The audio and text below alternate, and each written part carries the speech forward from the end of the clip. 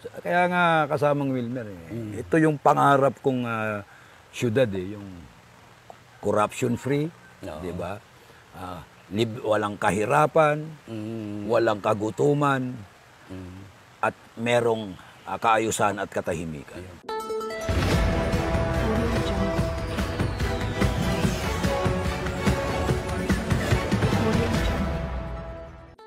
Ang nilalaman ng mga usaping ito ay sariling pananaw at personal na saloobin ng mga individual patungkol sa mga isyong ito. Ito walang kinalaman ang patnugutan ng programang ito. Magandang umaga mga kahardin. Ito ang inyong pambansang sulsulero, si Kasamang Jonas. At kasama natin ngayon ang aking partner. Magandang umaga po muli sa inyong lahat. Ako po si Kasamang Wilmer mula sa Hardin de Aguila. Okay. Kasamang Wilmer, may nabasa akong article kanina yung mga kalagayan ng mga lungsod ng mga syudad na medyo may list yan top 1, top 2, top 3, di ba? Magaganda yung nakikita kong mga ano doon. Ikaw ba, ano ba ang pangarap mong syudad o lungsod? Para sa sarili mo, ha? Pangarap, medyo malawak yan, ano? Tapos ang pinag-uusapan natin dito ay mismong syudad. Sariling syudad na kinikilusan, ginagalawan natin. Kumbaga tinutuntungan yan ang tuntungan natin, pinapangarap nating syudad. Siyempre pagkapangarap, siyempre ganda natin yung pangarap natin. Diba? Pangarap yan Pangarap. Siyempre, yung sentralisado sa lahat. No? Okay. Yung, Paano? Sa usapin ng trabaho, dapat yung pasigenyo ay walang nababakante na nakatambay. Di ba? Siyempre, lahat dapat ng mga kabataan natin ay nasa loob ng paaralan. Di ba? At hindi ito napapuwersa na magtrabaho dahil sa lagay ng hirap ng buhay nila. Di ba? Ika-apat, dapat merong masayang pamilya. Di ba? Yung syudad dapat na huwaran. Huwaran. At hindi na pinoproblema dapat yung usapin ng panggastos sa pang-araw-araw.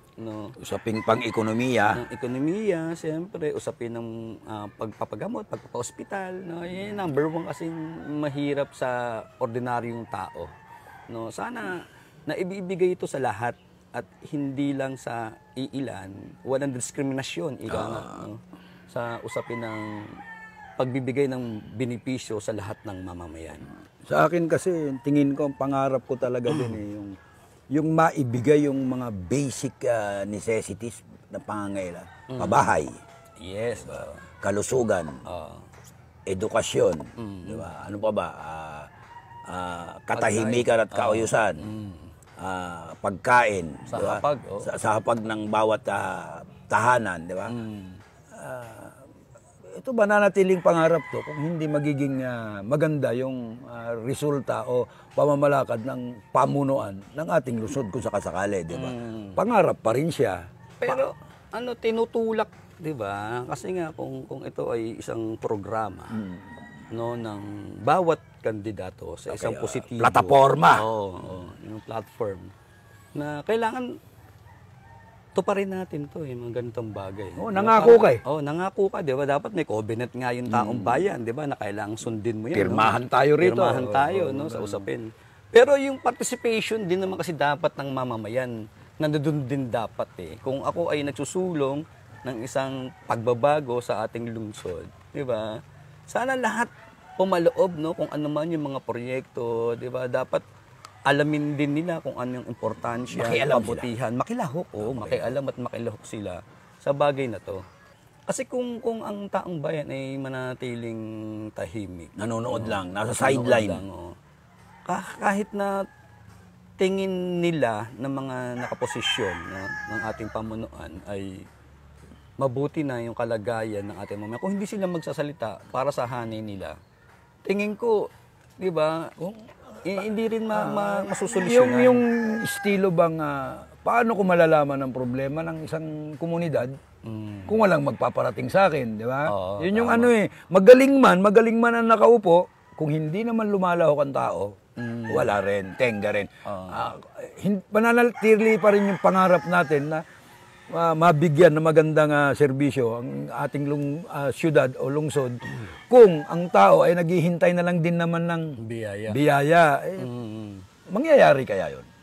Hindi mangyayari yan kasi kung ang politika, may masyadong makapal yung politika, no? Kasi alam naman natin talagang may pro at saka anti. Laging, tunggalian yan di ba? Sa husay ng pamumuno. Yung pagdi-divide sa tao, yun yung nagpapabigat sa akin Tsaka na dapat pagkatapos ng eleksyon, tapos na dapat. Oo. Sama-sama na ulit tayo, di ba? Kasi itinutulak natin yung progreso. Ang nakikita ko kasi, yung pagiging loyal nung iba sa mga tumatakbo Nagiging panatiko na Oo. Kahit maganda yung itinatakbo, maganda yung pamamalakad nung umupo, basta ako dito ako, pangit yung pangit yung serbisyo mo. Ganun parang Parang biyaya lang din yan. Kasi dito ako nakakuha ng biyaya. No? Pagka nakakuha ka ng biyaya sa mga politiko niyan, siyempre talagang doon ka, di ba? Kahit na alam naman natin na hindi naman talaga sumasakto sa pangangailangan ng taong bayan. So, mananatiling pangarap. Mananatiling pangarap yung mga bagay. Magagaling nga yung nailuklok kung ang tao naman ay nakaabang lang at hindi lumalahok sa mga programa. Wala rin man. Kasi binababa rin ng ng pamunuan ng mga programa ano ba ang gusto ninyo? Sige, pag-usapan natin. Dapat yun, ito ang gusto namin, di ba? Ang problema kasi may nagkakapital niyan Kinakapitalize yan ng mga kalaban sa politika, di ba? Ito nga tinatawag natin na negative campaign. Di ba? Na hindi natin dapat gawing negative campaign yan kasi may mga proper forum naman regarding diyan, 'di ba? Meron mga talakayan yan 'di ba? Meron man bumaba ka, pumunta ka sa opisina, 'di ba? Nanunungkulan, 'di ba? At doon natin balangkasin yung mga bagay na yan kung meron kang mga napupuan ng mga mali. Tsaka yung palakasan system, kasamang Wilmer. Kung ako tatanungin mo, okay ako sa nanunungkulan sa ngayon. Maganda mga programa Maayos, marami lang ang nagiging balakid lang dito siguro. May naiwan talaga sa tiklis. May naiwan May hibla. May hibla. Kahit anong gustuhin ng nakaupo, ng naglilingkod, kung talagang may humihila rin pababa. Kailan kaya kikilos din naman yung mamamayan para iangat yung totoong programa. Sa akin, sa part ko, kitang-kita ko yung pagbabago Dahil yun yung sa good governance na isinusulong ng mama ay napakaganda nito. At bihirang mangyari sa kasaysayan to ng ating lungsod. Tinanggal nito yung korupsyon sa lahat ng antas ng mga proyekto. Lahat yan ay sinasauli-uli sa taong bayan. Nawala yung mga SOP dyan, lahat nawala yung mga bagay na yan. Doon nga nagkaloko-loko nawala SOP. Yun. Yun ba yung pinupunto mo kanina? May humihila talaga. May humihila, Dito na ako nasanay sa SOP, tatanggalin mo basta-basta. Ikaw talaga, di ba? Yun lang sasabihin ko kung ako naman yun, di ba? At saka, siyempre, di ba, naiaabot sa taong bayan lahat, kahit na mayamang ka, hindi kahit nila, na subdivision ka, di ba? Hindi nila ramdam yun Yung natipid doon sa corruption, natipid doon sa dapat na makapunta sa corruption, na ibibigay sa pamamagitan ng proyekto na hindi nakikita at hindi nararamdaman ng iba dahil ang gusto, sila dole out. Yun, ayuda. Kaya nga kasamang Wilmer ito yung pangarap kong syudad yung corruption free, di ba? Walang kahirapan, walang kagutuman, at merong kaayusan at katahimikan. Parehas lang tayo kasamang Jonas na pinapangarap. Iisa yung direksyon ng ating ideya. Siguro nagkakasya tayo dyan na wakasan yung korupsyon, di ba? Gaya ng mga sinasabi mo. Dahil dito lang makikita talaga kung maayos ang liderato. Lahat yan maibigay para sa taong bayan. Kaya kung ano man yung mga negatibo, dapat yan ay sama-sama nating bakahin yan, balikatin natin, tulong-tulong. Yung pagkakaisa nga, sinasabi natin kanina, sa yung magpapalaya. Yun yung pangarap. Kasi kung hiwa-hiwalay ang mamamayan, ay sigurado hindi po iyan matutupad. At kung tayo magpapagamit sa mga ganitong klase ng mga propaganda, ay mahihirapan talaga tayo.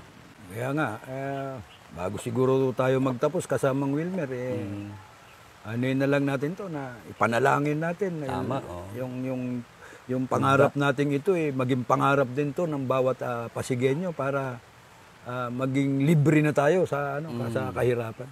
Yung bali, panawagan ko lang din sa lahat ng mga manonood na huwag tayong maghiwa-hiwalay, no? Dahil lang sa mga politiko. Dapat ang mamamayan ay laging nagkakaisa para sa interes na palayain at wakasan ang kahirapan sa sambayanan. Muli, ako po si Kasamang Wilmer mula sa Hardin de Aguila. Ako po ang inyong pambansang susulero, si Kasamang Jonas.